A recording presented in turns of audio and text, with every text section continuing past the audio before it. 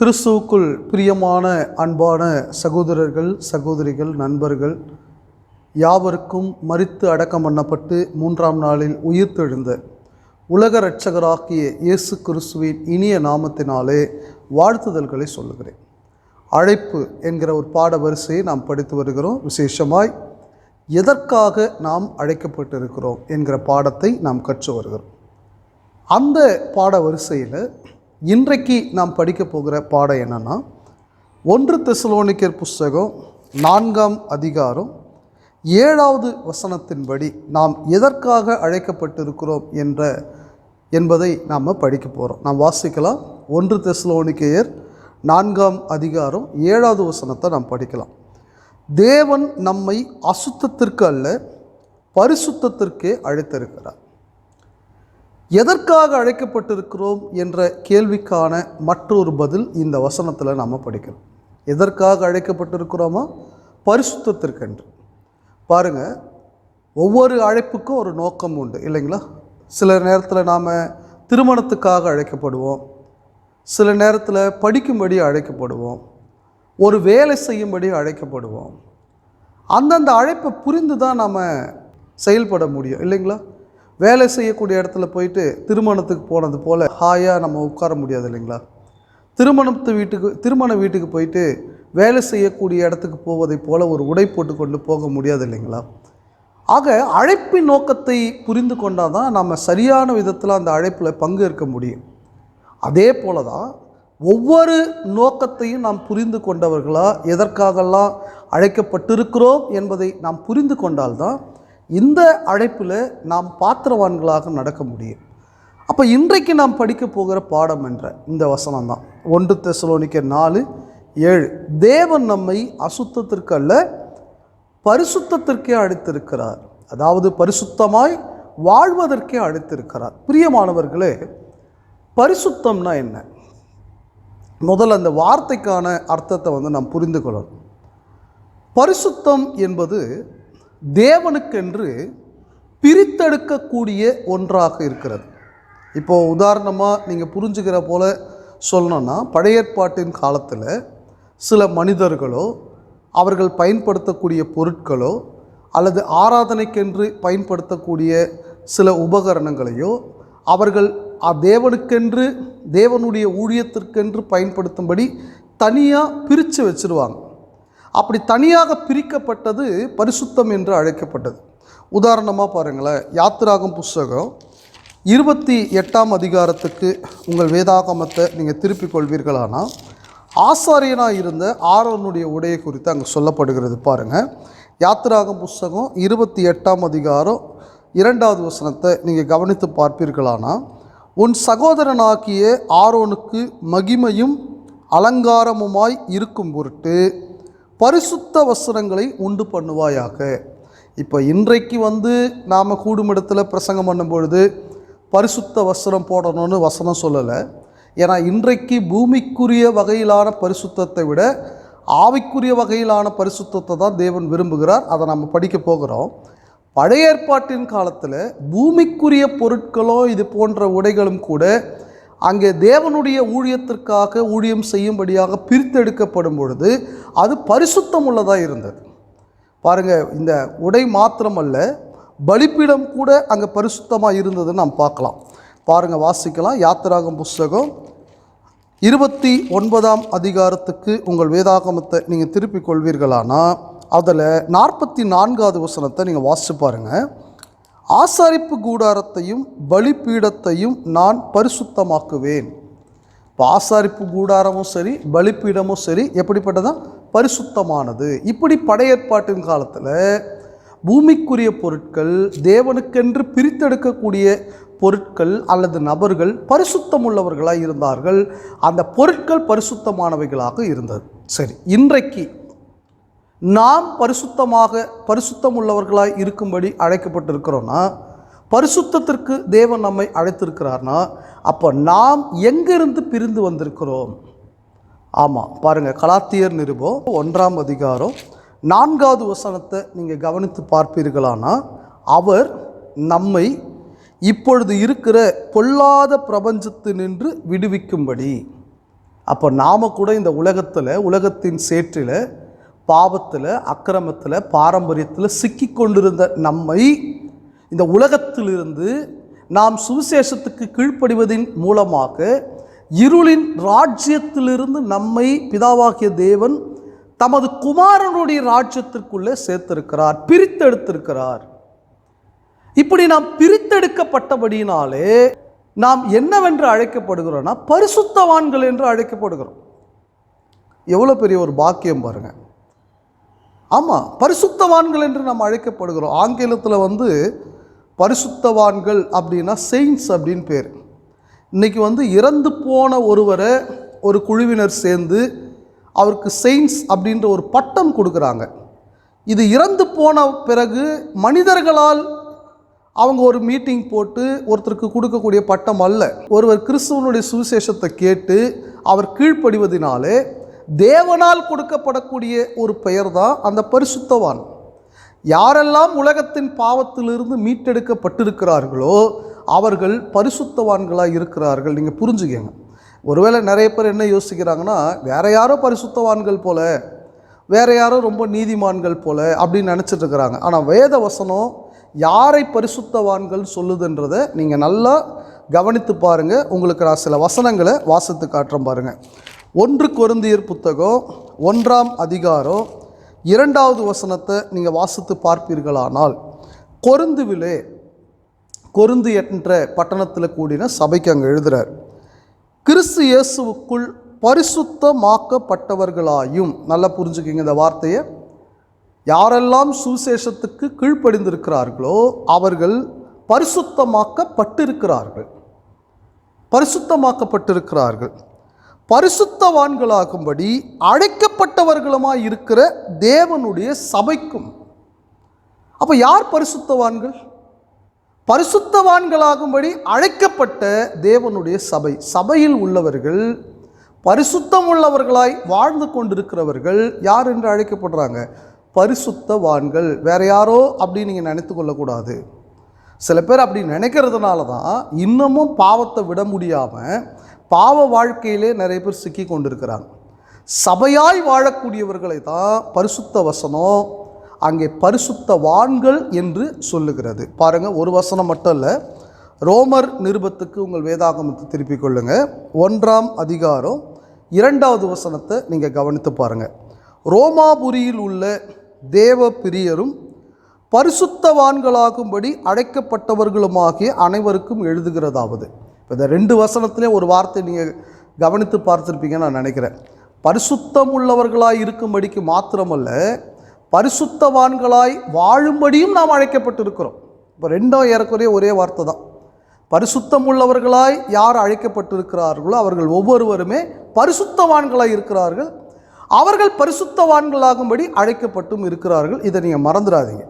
பிலிப்பியர் புஸ்தகத்துக்கு உங்கள் வேதாகமத்தை நீங்கள் திருப்பிக் கொள்ளுங்கள்.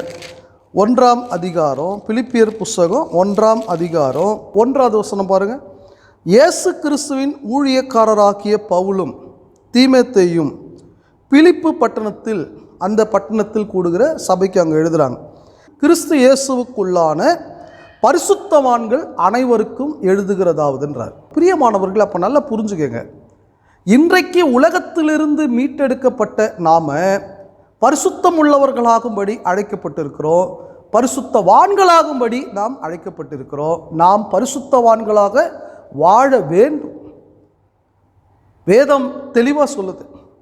உதாரணமாக, சபைக்காக சேர்க்கக்கூடிய தர்ம பணத்தை குறித்து, கஷ்டப்படக்கூடிய மக்களுக்காக சேர்க்கப்படும் தர்ம பணத்தை குறித்து வேதம் சொல்லும் பொழுது யாருக்காக அந்த தர்ம பணம் சேர்க்கப்படுகிறதுன்னு சொல்கிறாரு? 1 கொரிந்தியர் புஸ்தகம் 16ஆம் அதிகாரம் 1வது வசனத்தை நீங்கள் கவனித்து பார்ப்பீர்களானா, பரிசுத்தவான்களுக்காக சேர்க்கப்படும் தர்ம பணம் குறித்து அப்படின்னு தான் நாம் படிக்கிறோம். சபையாக வாழக்கூடியவர்கள் தான் பரிசுத்தவான்கள் என்று அழைக்கப்படுகிறார்கள். பிரியமானவர்களே, நீங்களும் நானும் தேவனுக்கு நன்றி சொல்ல வேண்டும். உண்மையாகவே தேவன் நம்மை பரிசுத்தவான்கள் ஆக்கியிருக்கிறார். சாதாரணமாக ஆக்கலை. நாம் இன்றைக்கி பரிசுத்தவான்கள் ஆக்கப்பட்டிருக்கிறோன்னா அதுக்கு முக்கியமான காரணம் தேவனுடைய தயவும் இயேசு கிறிஸ்துவனுடைய தியாகமும். இதை மறந்துடாதீங்க. ஏன்னா தீத்து புஸ்தகம் 3ஆம் அதிகாரம் 5வது வசனத்தில் நாம் படிக்கும் பொழுது தீத்து புஸ்தகம் 3ஆம் அதிகாரம் 5வது வசனத்தில் நாம் படிக்கும்போது, நாம் செய்த நீதியின் கிரியைகளின் நிமித்தம் அவர் நம்மை இரட்சியாமல் தமது இரக்கத்தின்படியே மறுஜன்ம முழுக்கினாலும் பரிசுத்த ஆவியினுடைய புதிதாக்குதலினாலும் நம்மை இரட்சித்தார். சரிங்களா? தேவனுடைய தயவு பரிசுத்த ஆவியினுடைய புதிதாக்குதலினாலே நம்மை இரட்சித்தார். அது மாத்திரமல்ல, ஆண்டவராகிய இயேசு கிறிஸ்துவானவருடைய தியாகமும் அங்கே இருக்கிறது. பாருங்கள், எபேசியர் நிருபம் 5ஆம் அதிகாரத்துக்கு உங்கள் வேதாகமத்தை நீங்கள் திருப்பிக் கொள்வீர்களானா 26, 27 ஆகிய வசனங்களை நீங்கள் பாருங்களேன். மணவாட்டியாகிய சபையை குறித்து அங்கே பேசுகிறார் பாருங்கள். புருஷர்கள் மனைவியின் இடத்துல அன்பு கூறணும் அப்படின்றதுக்கு ஒரு உதாரணமாக இயேசு கிறிஸ்துவானவர் சபையில் எப்படி அன்பு செலுத்தினான்னு சொல்கிறார் பாருங்கள். தாம் அதை திருவசனத்தை கொண்டு தண்ணீர் முழுக்கினால் சுத்திகரித்து பரிசுத்தமாக்குகிறதற்கும், சபையை பரிசுத்தமாக்குவதற்காக கரை திரை முதலானவைகள் ஒன்றும் இல்லாமல். சபையாகிய நாம் எப்படி வாழணும்? பாவம் செஞ்சுக்கிட்டே இருக்கணுமா? நிறைய பேர் பாவம் செய்வதற்காக சாக்குப்போக்கு சொல்லும்படி யாருமே நீதிமான் இல்லை, எல்லாருமே பாவி தான் அப்படின்னு சொல்லி கொண்டு இருக்கிறாங்க. ஆனால் வேதவசனம் என்ன சொல்லுகிறதுனா, நாம் ஒவ்வொருவரும் பாவங்கள் செய்யாதபடிக்கு, பாருங்கள் அந்த வசனம் என்ன சொல்லுது? கரை திரை முதலானவைகள் ஒன்றும் இல்லாமல் பரிசுத்தமும் பிழையற்றதுமான மகிமையுள்ள சபையாக அதை தமக்கு முன் நிறுத்தி கொள்வதற்கும் தம்மைத்தாமே அதற்காக ஒப்பு கொடுத்தார். ஆகவே நம்மை பரிசுத்தமாக்குவதற்காக, நாம் பரிசுத்தவான்கள் ஆக்கும்படியாக இயேசு கிறிஸ்துவானவர் தம்மைத்தாமே அவர் ஒப்பு கொடுத்தார். இவ்வளோ தியாகத்தோடு அன்போடு அவர் தம்மைத்தாமே ஒப்பு கொடுத்தது எதனால்? நாம் பாவம் செஞ்சுட்டே இருக்கிறதுக்கா? அக்கிரமம் செய்து கொண்டே இருக்கிறதுக்கா? கெட்ட வார்த்தை பேசிக்கொண்டோம், ஒருவரை ஒருவர் சண்டையிட்டு கொண்டோம், ஒருவரை ஒருவர் ஏமாற்றி கொண்டு இருப்பதற்காகவா? நிச்சயமாக இல்லை. நாம் ஒவ்வொருவரும் பரிசுத்தம் உள்ளவர்களாக இருக்கும்படியாக இந்த நோக்கத்தை நாம் தெளிவாக புரிந்து கொள்ள வேண்டும். ஏன்னா இந்த உலகத்தில் பாவம் செய்கிறவர்கள் நிச்சயமாக பரிசுத்தவான்களாக இருக்க முடியாது. நான் பாவம் செஞ்சுக்கிட்டே தான் இருப்பேன் அப்படின்னா எப்போ நாம் பரிசுத்தவான்களாய் ஜீவிக்க முடியும்? நீங்கள் யோசிச்சு பாருங்கள். நாம் பரிசுத்தம் உள்ளவர்களாக வாழ வேண்டும் என்பதற்காகத்தான் அவர் அழைத்திருக்கிறாரே தவிர, பாவம் செய்து கொண்டு அக்கிரமம் செய்து கொண்டு அநீதி செய்து கொண்டு உலகத்தின்படியாக நாம் வாழும்படியாக அவர் நம்மை அழைக்கவில்லை. இந்த வசனத்தை நீங்கள் தெளிவாக புரிஞ்சுக்கங்க. ஏன்னா நிறைய பேர் இன்னும் கூட பரிசுத்த வாழ்வு வாழும்படியாக, பரிசுத்தவான்களாய் ஜீவிக்கும்படியாக அந்த முயற்சியை எடுக்கிறது இல்லை, அந்த சிந்தனையே செய்யறது இல்லை. ஒரு பிரச்சனை வந்துடுச்சா அதை குறுக்கு வழியில் எப்படி சால்வ் பண்ணலாம், எப்படி பொய் சொல்லலாம், எப்படி ஏமாற்றலாம், சூழ்நிலைக்கு ஏற்ப எப்படி உலகத்தின்படி ஒத்த வேஷம் தரிக்கலாம், இதை தான் யோசிக்கிறாங்களே தவிர, அந்த சூழ்நிலையில் நாம் பரிசுத்தவானாக இருக்கிறோம், பரிசுத்தம் உள்ளவர்களாகும்படி நாம் அழைக்கப்பட்டிருக்கிறோம், இப்படிப்பட்ட பாவத்தை நாம் செய்யக்கூடாது என்ற எண்ணம் நம்மில் எத்தனை பேருக்கு வருகிறது? கொஞ்சம் நீங்கள் யோசிச்சு பாருங்கள் பிரியமானவர்களே. அதனால தான் புதிய ஏற்பாட்டில் பரிசுத்தம் உள்ளவர்களாக இருக்கணுன்ற வசனம் நிறைய இடத்துல நாம் படிக்கிறோம். பாருங்கள், நான் உங்களுக்கு அந்த வசன பகுதியெல்லாம் வாசித்து காட்டுறேன்.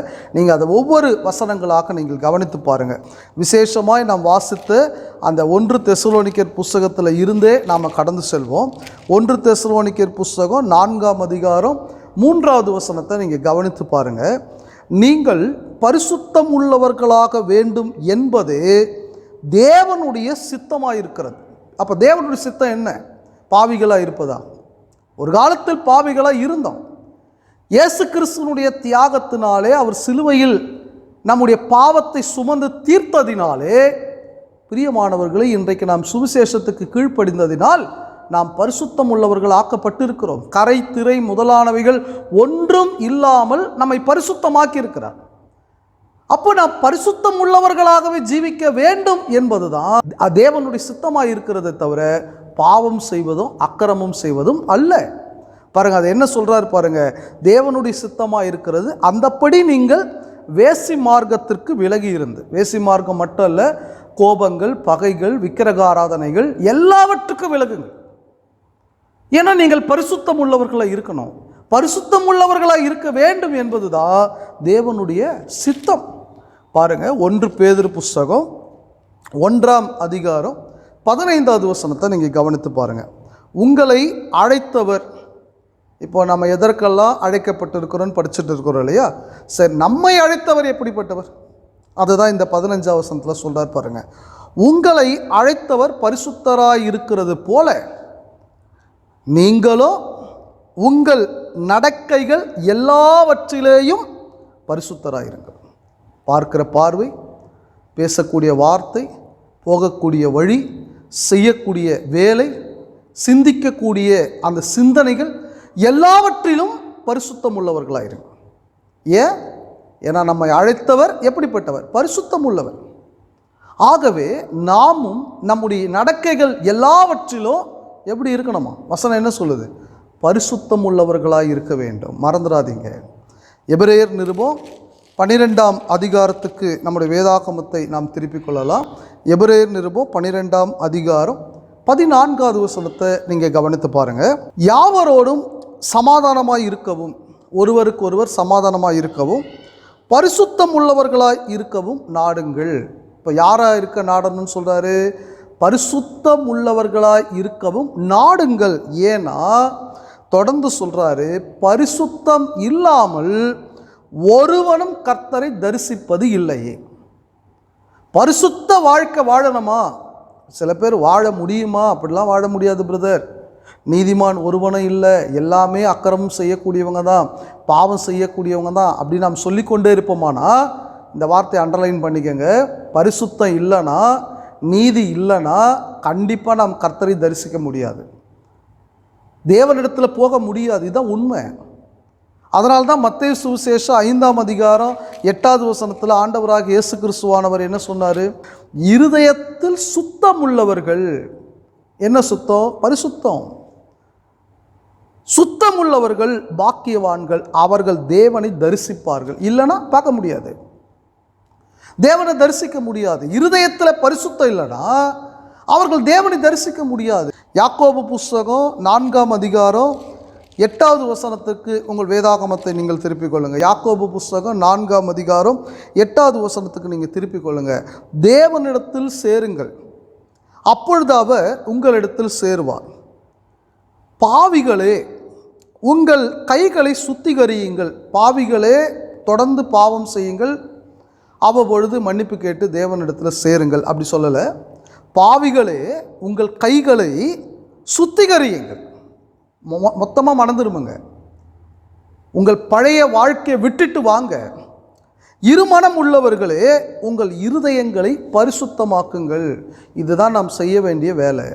நம்முடைய இருதயத்தை பரிசுத்தமாக்க வேண்டும். ஏராளமான உலகத்தின் குப்பைகளும் அசுத்தங்களும் பாவங்களும் எல்லாம் அந்த இருதயத்துக்குள்ளே இருக்கும் இல்லைங்களா? அதுவும் விசேஷமாக ஒரு வாலிப காலத்திலிருந்து அந்த இருதயம் குப்பையாகி கொண்டிருக்கிறது.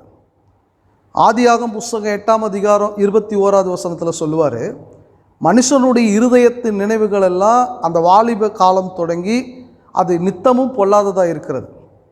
அப்போது நல்லா புரிஞ்சுக்கங்க, வாலிப காலம் தொடங்கி அந்த இருதயத்தில் இந்த அக்கிரமங்கள், பாவங்கள், அறியாமை இதெல்லாம் கொஞ்சம் கொஞ்சமாக குப்பையாக சேர்ந்து ஒரு காலகட்டத்தில் அந்த இருதயம் மொத்தமாக கெட்டு போகிறது. இப்போ நான் ஏற்கனவே படித்தது போல் கிறிஸ்துவினுடைய இரத்தத்தினாலே நம்முடைய இருதயம் சுத்தமாக்கப்படுகிறது. அவருடைய வசனத்திற்கு நாம் கீழ்ப்படுகிறதுனாலே பரிசுத்தமாக்கப்படுகிறோம். வாலிபன் தன் வழியை எதனால் சுத்தம் பண்ணுவான்? உமது வசனத்தின்படி தன்னை காத்து கொள்ளுகிறதினால் தானே. அப்போ இன்னைக்கு புதிய ஏற்பாட்டு சட்டத்திற்கு நாம் கீழ்ப்படியும் பொழுது நம்முடைய இருதயம் சுத்தமாகிறது, பரிசுத்தமாகிறோம், பரிசுத்தவான்களாகிறோம். ஆனால் என்ன பிரச்சனைனா, அதை நாம் தக்க வைத்து கொண்டிருக்கிறோமா? பரிசுத்தம் உள்ளவர்களாய் ஆக்கப்பட்டிருக்கிறோம், ஆனால் அதை தக்க வைத்து கொண்டிருக்கிறோமா?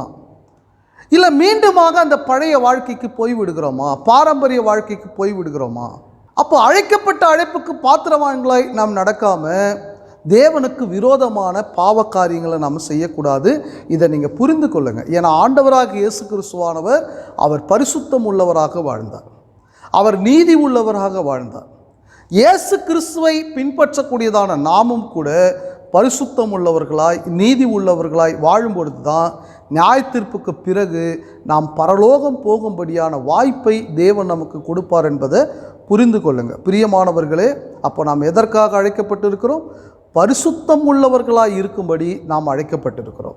அந்த அழைப்பை அசட்டை பண்ணாதீங்க, அந்த அழைப்பை புரிந்து கொள்ளுங்கள். அந்த அழைப்பில் நிலைத்திருக்கும்படி உங்களை அன்போடு கேட்டுக்கொள்கிறேன். பொறுமையோடு இந்த வசனங்களை கேட்டு உங்கள் யாவரையும் தேவன் தாமே ஆசீர்வதித்து வழிநடத்துவாராக. அன்பானவர்களே, தேவனை ஆவியோடும் உண்மையோடும் ஆராதிக்க உங்களை கிறிஸ்துவின் சபையார் அன்புடன் அழைக்கிறோம். கொளத்தூரில் ஆராதனை நேரம் ஞாயிறு காலை 9:30 மணி மற்றும் மாலை 5 மணி. கூடுமிடும் எண் 9 ஹரிதாஸ் முதல் குறுக்கு தெரு, கொளத்தூர், சென்னை 99. நீங்கள் ஆராதனையில் பங்கு பெற்று தேவனுடைய ஆவிக்குரிய ஆசீர்வாதத்தை பெறும்படி அன்புடன் அழைக்கிறோம்.